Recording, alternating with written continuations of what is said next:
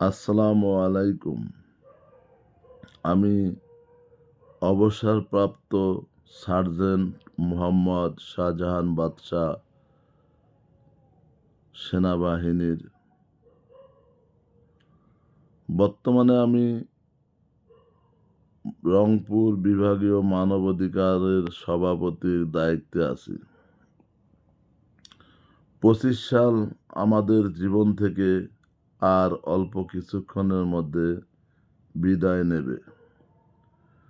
এই ২৫ সাল আমাদের কাছ থেকে অনেক কিছু নিয়েছে, যেটা সারা জীবনের জন্য স্মরণীয় হয়ে থাকবে।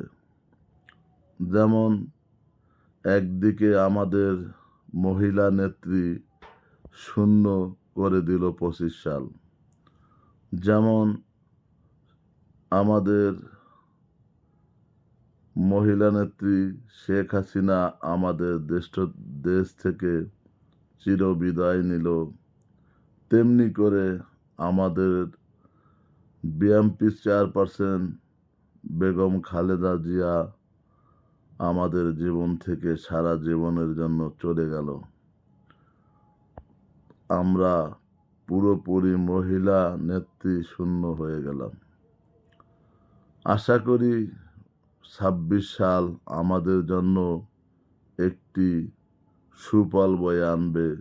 সুন্দর একটি দেশ আমরা পাব এবং সুন্দর একটি রাষ্ট্র নায়ক পাব, যে আমাদেরকে সুখে দুঃখে ভালো রাখবে এবং আমরা দেশের জন্য সকলেই যেন কাঁধে কাঁধ মিলিয়ে দেশটাকে সুন্দর করতে পারি, এই আশা করছি আমরা ২৬ সালে।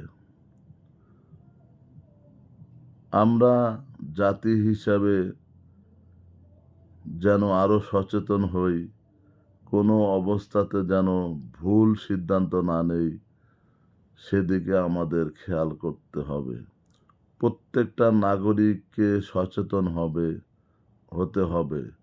রাষ্ট্রীয় আইন অবশ্যই আমাদেরকে মেনে চলতে হবে। রাষ্ট্রীয় আইন এবং আদেশ আমরা অমান্য করব না।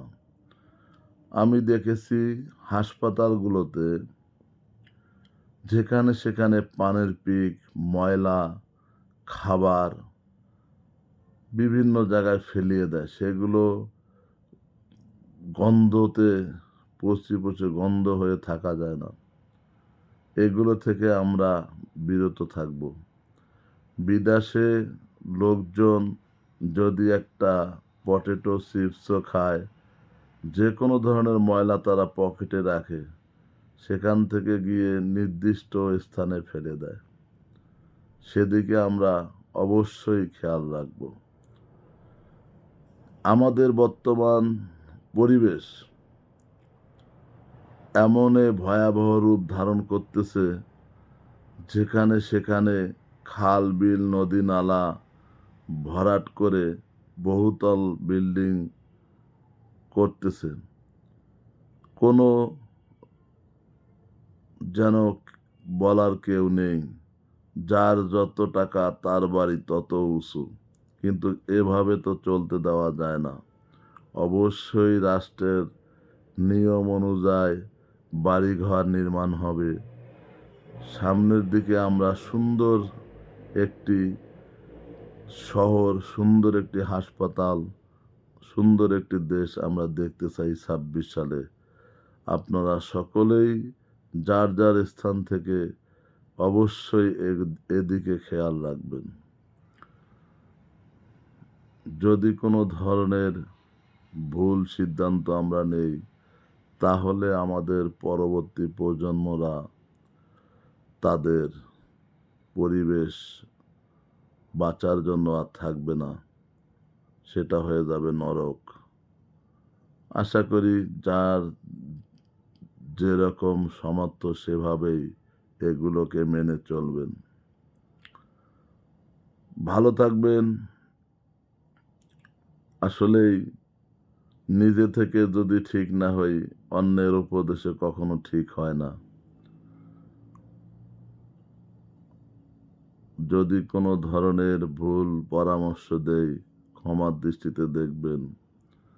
ভালো থাকবেন। নতুন বছরের শুভেচ্ছা জানিয়ে শেষ করছি। ভালো থাকবেন, ভালো রাখবেন। আল্লাহ হাফেজ।